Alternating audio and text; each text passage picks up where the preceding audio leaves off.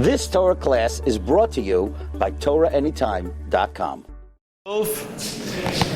Mishus, the Rav of the Shul, Rabbi Grunewald, the assistant rabbi, our esteemed guests, Rabbi Glatstein, Rabbi Golker, and of course, my good friend Ze'ev van Dijk, everybody else. Thank you again for coming. Baruch Hashem, we're so grateful for everybody for joining us. Tonight's topic is, we're going a little bit reflecting indeed on what has been going on in Israel, but much more what we should take away from there. And that is that we should, what has happened and what's also happening for us over here as a source of inspiration. And the title of this evening is To Build a Community with Chesed. And our two main speakers, they will both reflect on upon this topic from different angle. In between, we're going to learn here to an incredible story from our good friend Ze'ev van Dijk. I don't want to make it too late like last night, but so I think, please, Rabbi Glatstein, welcome.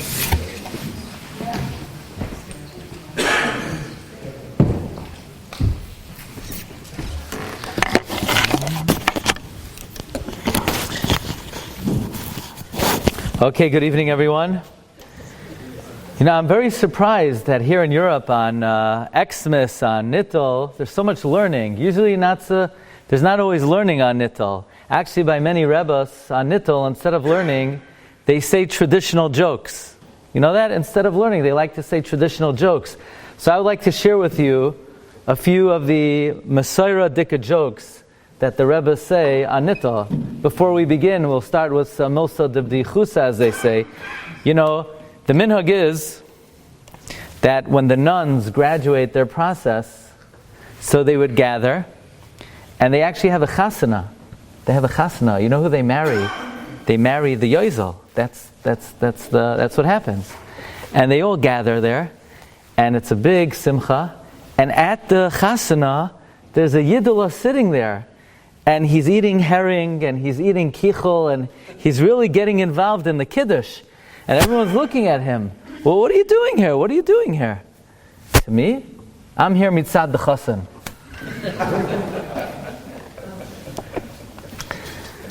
Actually, a Rav of mine, a Rav told me that when he was a little kid, you know, in America, in the department stores, you know, during this season, so they would have, they would bring in a guy with the white beard, with the red kapata, right? They would bring in Santa, right? And the kids would line up, and he would give them whatever toy they wanted.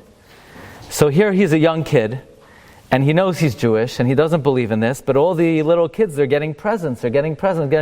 So his mother went off to buy something, so he snuck online. He's waiting online. He also wants to get something from Zaidi, from the Santa. So it's his turn, and Santa says to this young boy who would later become a Rav, he says, "What would you like for Kratzmach?" He says, "I'm Jewish. I don't believe in it." He goes, "You think I'm a guy?"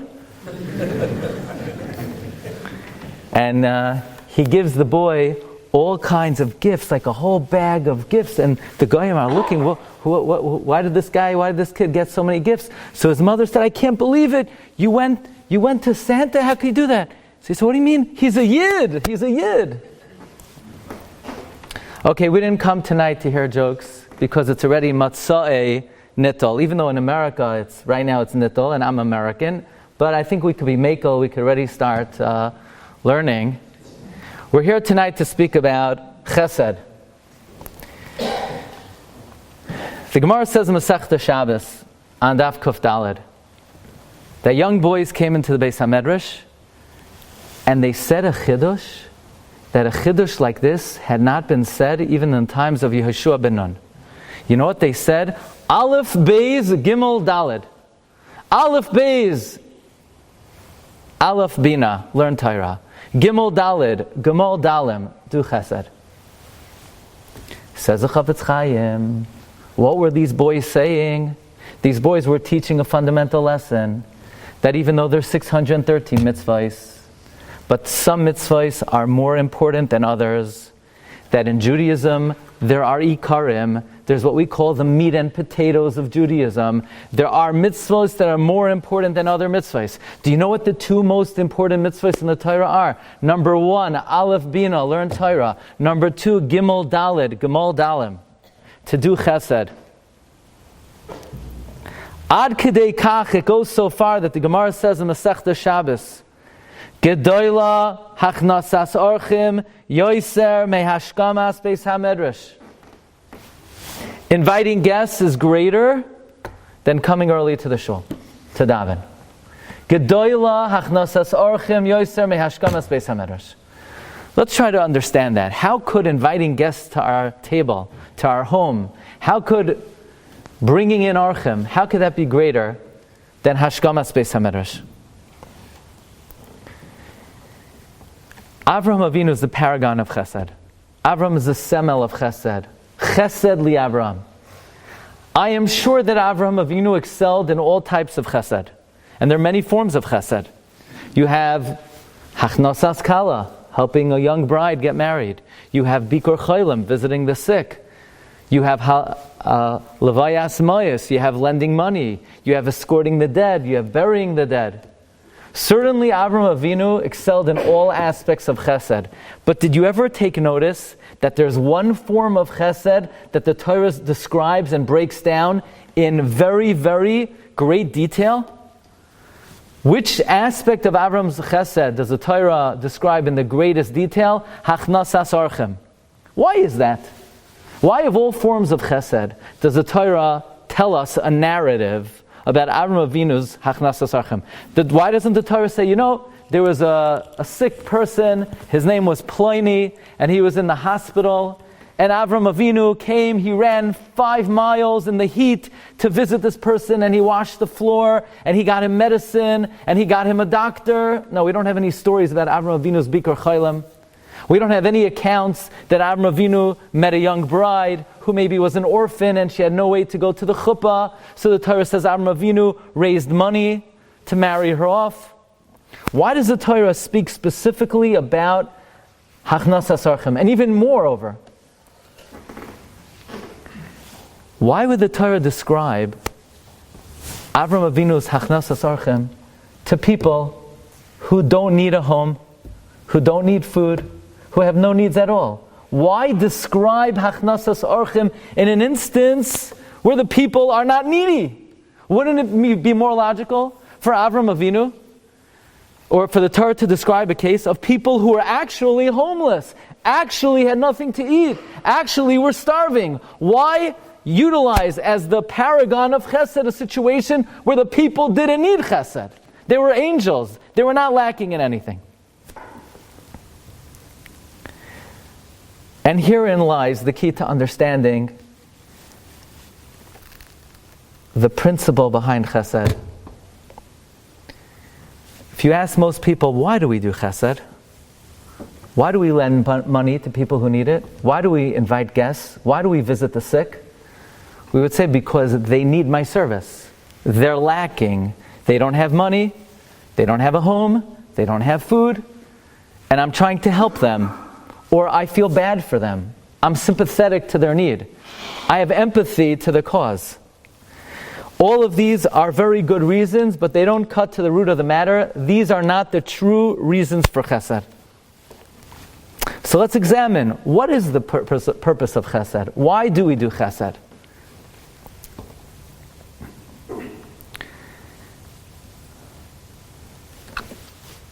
And to understand this, we really have to come to the most fundamental question that we could really ever ask in our short stay here in this world.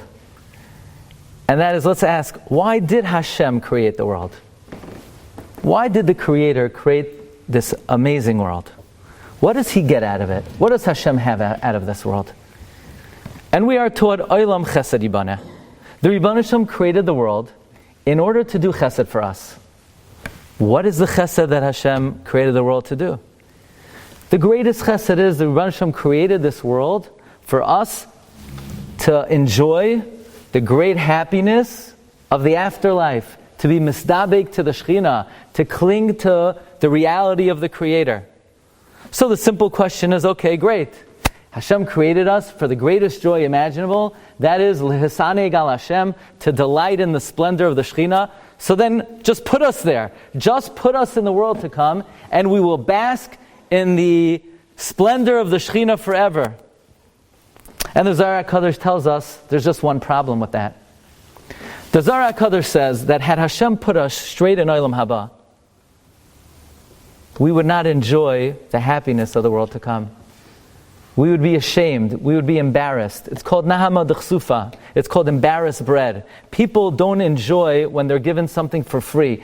People like to feel that they earn, they deserve the gifts that they're given. So HaKadosh Baruch Hu put us here in this world so that we could do mitzvahs, we could learn Torah, we could muster zechusim, and earn the great happiness of Olam Haba. But the main principle of creation is God created the world for happiness. And it's a very delightful world. It's a joyous world. It's a world of happiness.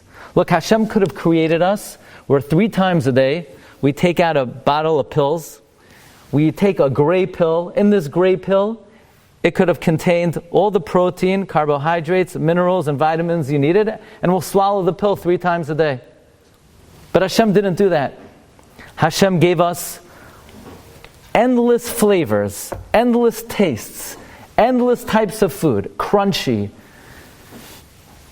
sweet, sour, tart, foods that are colorful, millions of shades of food, millions of types of drinks, all kinds of pleasures. God created this world for happiness. For whose happiness? Who needed it? The answer is nobody needed it, because there was nobody who existed. So it's not that Hashem created the world for these starving, hungry, wanting, ravenous people who had nothing without Hashem. Hashem wanted to bestow kindness so deeply and so fundamentally that HaKadosh Baruch Hu created us in order to do chesed, not the opposite. Hashem doesn't do chesed because we need it. He didn't have to create us. Hashem just has, like the Ramchal writes, derech hatoiv lehetiv. It is the very definition of the good one, of HaKadosh Baruch Hu, to want to bestow kindness. So Hashem actually created a world just in order to be able to give us joy and happiness. And therefore, one of the most fundamental dimensions of existing as a Jew in this world is to emulate the ways of Hashem. And that is, we don't help people in Eretz Yisrael because they need it, even though they do, and we should because of that. But that's not really why we do it. And we don't give money to the poor because they're needy, or because it helps them, or because it makes us feel good. These are all secondary reasons of doing chesed. What's the primary reason we do chesed? It's an opportunity to emulate the Creator. You know, it's very interesting that we can never really fully emulate Hashem. Think about it. Hashem created a world, and He created mankind in order to bestow kindness on them. But we can't really do that, can we? We can't really create people and then shower them with kindness. But it actually struck me, you know, if you look in the words of Chazal, we don't find that many times in the Gemara or in the Midrashim segulais or zechusim that a person could do to be zoicha, to merit, to have children. You know, there are many segulais out there, but not that many actually found in the pages of Shas or in Medrash that if you do this mitzvah, you will be zoicha, you will merit to have children. There's one particular mitzvah that the Medrash says that we could identify both in the Chumash and in the Nevi'im, that the merit of this mitzvah brings the great blessing of children. And that is hachnas hasorchim. And we find 2 instances of that. One instance we find by Avram Avinu, says the Medrash Tanchuma, where Avram Avinu feeds the guests, and what do they respond? They say, thank you very much. L'shana haba le'ka'es chaya, Sarah will have a child. And we find in the Haftarah of Parshas Vayera that in the merit of the Isha Shunamis hosting Elio says, okay, you're going to have a child next year. Do you think it's a coincidence that in the merit of the mitzvah of Hachnasas Orchim, Avraham Avinu and the Isha Shunamis were zoicha to have children? The answer is no, it's not a coincidence. Nothing is coincidental. There's a very specific reason why the mitzvah of Hachnasas Orchim is the number one segula to be zoicha to have children. Let's understand. Do you know why the Torah gives as a paragon of Chesed an instance where Avram Avinu is mischase to people who don't need it? It's to drive home the message that we don't do Chesed because people need it. We're doing Chesed to emulate HaKadosh Baruch Hu. And actually, in a certain sense, if you think about the scenario, Avraham Avinu feeding these Orchim is in a way the most perfect reflection of the Chesed of Hashem. Because Avraham Avinu is sitting at the entrance of his tent. Did you ever wonder? Rashi says it was a very hot day. There were no guests outside. And Avraham Avinu was mitztayer. He was distressed that there was nobody who he could help. Great. There's nobody who needs it. There's no one who's hungry. There's nobody who's homeless. There's nobody who's needy. What is Avraham Avinu's problem? Imagine someone, do they have Hatzalah here in Amsterdam? Baruch Hashem.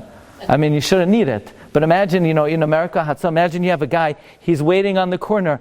I wish somebody would be hit by a car so I could help them. I mean, think about what Avraham Avinu is doing. He's waiting at the entrance of his tent, hoping he could do chesed to someone. Baruch Hashem, nobody needs his chesed. Baruch Hashem, nobody's homeless and nobody's hungry and nobody's needy. So what is he distressed about? Avram Avinu didn't do chesed because the people needed it. Avram Avinu didn't do chesed because there are people who are homeless. Avram Avinu's chesed was in the most idyllic fashion that he wanted to emulate the creator of the world who created people in order to do chesed to them. So you know what HaKadosh Baruch Hu did for Avraham? Hashem said, you want to emulate me? This will be the most perfect emulation of me in the history of the world. Right now, there's nobody who exists for you to do chesed. I will now create 3 angels to come down from the heavens, and because you wanted to emulate me so perfectly, who I create a world and a universe in order to do chesed to, I will now create Malachei Hasharis who don't need anything so that you could emulate me in the perfect sense. And then Hashem says, you know what? We're going to do even better. You're going to create people to bring to this world in order to do chesed to. Who was that? Who did Avraham Avinu create and bring to this world because he wanted to emulate Hashem?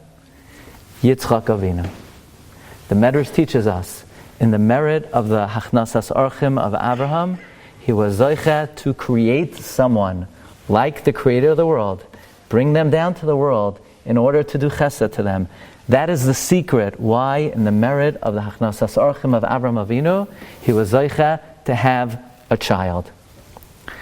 Comes the Shla HaKadosh, and the Shla HaKadosh says, there are many forms of chesed in this world.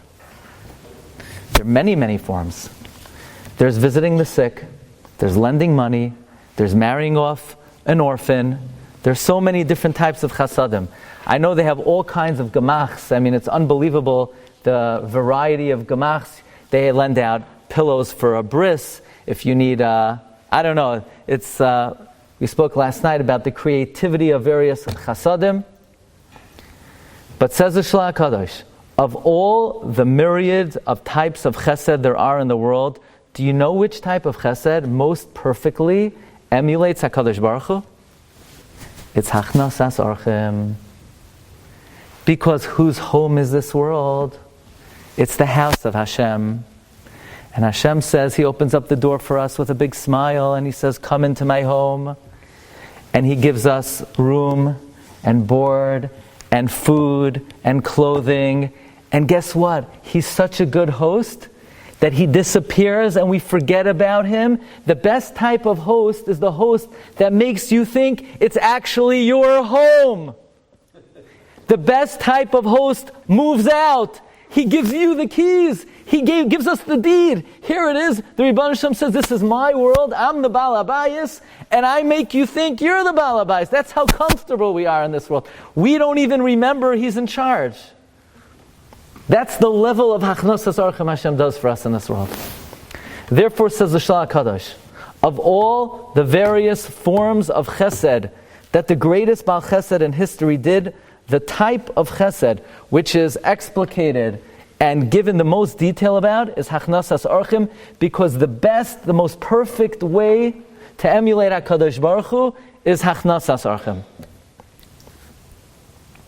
We spoke this morning that the greatest form of Hachnasas Orchim is not bringing in a stranger from the street. You know what the greatest emulation of Hashem? The greatest emulation of Hashem is bringing your children into your house. When you take your little baby home from the hospital and you bring them into your home, that's the greatest Hachnasas Orchim. If you have the right kavanah, if you have the right intention, if you have the right thought. Because they get so comfortable.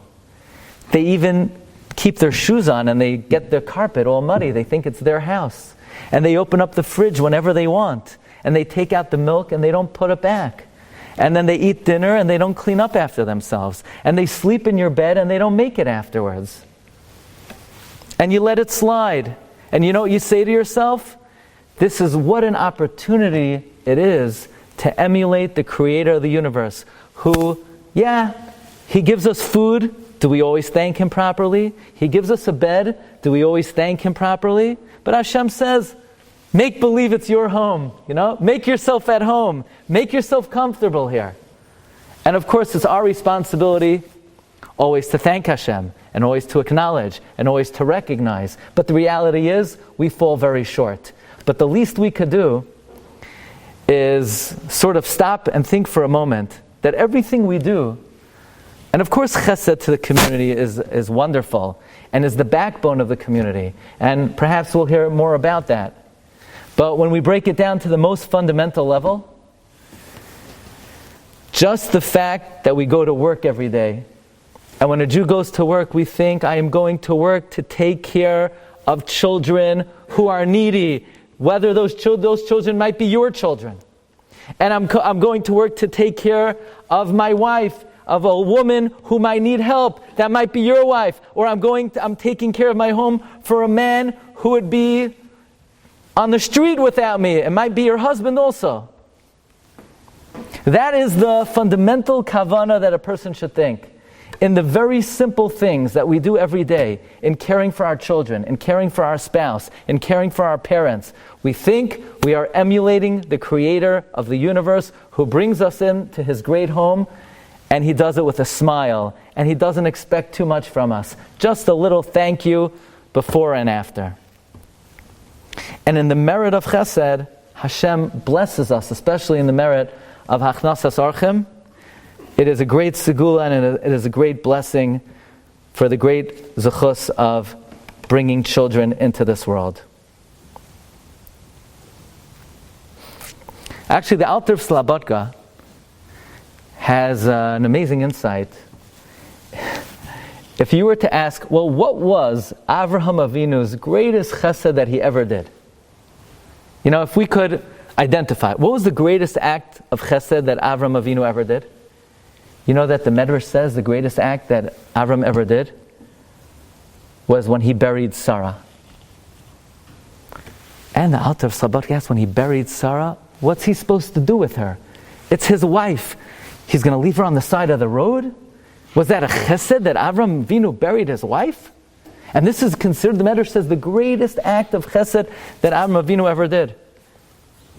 And the Alter of Slobodka writes, you bet it's the greatest act of chesed that he ever did. Because if the purpose of chesed is going above and beyond, then it doesn't look that glamorous. But if the purpose of Chesed is emulating Hashem, then it's very hard to emulate Hashem when we do Chesed, because when we help somebody, they very often feel a sense of shame. They feel a sense of busha. They feel that we're giving to them, and they're not that comfortable to receive. But when you do Chesed to your own family, you do Chesed to your wife, you do Chesed to your husband, when you do Chesed to your children, they're not embarrassed, they're not ashamed. Actually, they feel entitled to it. They're expecting it. Says the Alter of Slabodka, the greatest form of Chesed is the Chesed you do in your home, to your wife, to your husband, to your children. If a person goes to work every day and they think, I am going to work to support my family, who they're dependent on me, and boy, will they accept the Chesed I do for them, and boy, will they never thank me for it. That is the highest form of Chesed. You know, there's a halacha that family comes first when it comes to tzedakah and chesed. So, if I were to ask you, what's the rationale behind that? What's the reason for that? Why does one's family come first? So you'd say, well, it's because I'm most responsible to my own family. No, the Alter Slabodka says it's incorrect. It's not that I'm most responsible to my own family. It's that my obligation of chesed is governed by, I need to emulate Hashem. And Hashem's chesed is in a way, in a fashion, where the recipient expects it and doesn't feel any sense of shame. And that's most accomplished when I do chesed to my own family. That's the reason why family comes first. Not because they're more dependent on you, not because you're more responsible to them, but because it's a manner in which a person could accomplish the main objective of chesed. And therefore, says the Shla HaKadosh, of all the acts that Avraham Avinu ever did in his life, the Torah chooses to describe in the greatest detail those instances that most resemble the chesed of Hashem. Number one, hachnasas orchim. Because that's what we are in this world. We're guests, and God is the host. And He gives us everything. And He doesn't even stick around for a thank you. That's our responsibility. And that's our striving in this world to emulate the hachnasas orchim of HaKadosh Baruch Hu. And the other instance the Torah describes is Avraham Avinu burying Sarah. An instance where it was expected, there is a feeling of entitlement, because again, this is another instance that we could emulate HaKadosh Baruch Hu in this world. Says the Maral of Prague, a person is coming to shul. Why are they going to shul? They're going to shul to pray. They're going to stand in front of Hashem. They're going to try to connect with HaKadosh Baruch Hu and recognize Him to the greatest extent possible. Says Maral, but then you have a guest in your house. A guest came to your house. What should I do? Should I run to shul or should I receive my guest? Says Maral, Gedoyla hachnasas orchim yoiser me kabolas pnei ashchina. Think about what happened. Avraham Avinu was in the middle of conversation with HaKadosh Baruch Hu. Hashem says to him, how are you? Vayera elav Hashem be'eloinei mamrei. And God say, God, I'll be right back. Stay right there. I'll be right with you. And Avraham Avinu, the Gemara says, turned his back on HaKadosh Baruch Hu. He put his back to Hashem. And he turned to greet the face of another person. Do you know why? Says Maral, because Avraham Avinu, thinking it was another human being, created in the image of Hashem, it is a higher form of divine service to bring someone into your home and emulate Hashem than to talk to Him. Big deal! You're talking to God. That's just conversation. Let's get to real emulation. Emulating Hashem is greater than talking to Him. Therefore, the Chafetz Chaim writes, Halacha l'maisa. You're on your way to shul, and your third cousin arrives uninvited, all the way from America. He's come to visit you in Amsterdam. And you didn't ask him to come. If you would have known, you would have asked him not to come. and he arrives early in your house, and you could either arrive in shul or you could greet him properly. Halacha l'maisa, says the Chafetz Chaim. If there's no one home to greet this person properly, or if it's beneath his dignity to give it over to someone else, it is more important, it is more valuable, it is a greater act of divine service to bring in the guest into your home, even than to come to shul to stand before Hashem in prayer. This is the backbone, this is the fundamental principle of one of the great mitzvahs in the Torah, of the mitzvah of Chesed. Aleph Beis, Aleph Bina, Gimel Dalid, Gimel Dalim. What an incredible opportunity we had these couple of days to be able to be mechazik ourselves in these two aspects of Avodas Hashem. The two great pillars, Aleph Beis. We had so many beautiful Shiurim, Gimel Dalid, and tonight we've come together to be mechazik this great Amud HaOlam. It's been a real pleasure to meet this wonderful Kehillah, B'Shus, the Chashva Rabbanim, Rav Wolf, Rav Fandijk. It was a pleasure to hear Rav Golker again. I had this chus to speak in Rabbi Golker's yeshiva in London. And let me just end by thanking Rav Shmuel Katz, who put in tremendous Mesiras Nefesh in putting together this wonderful program.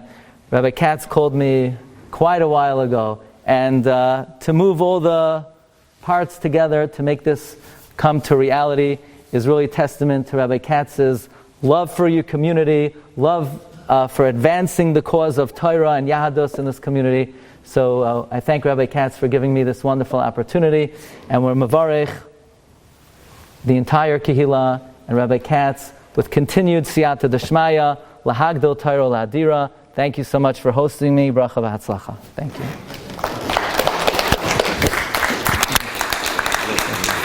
You've just experienced another Torah class brought to you by TorahAnytime.com.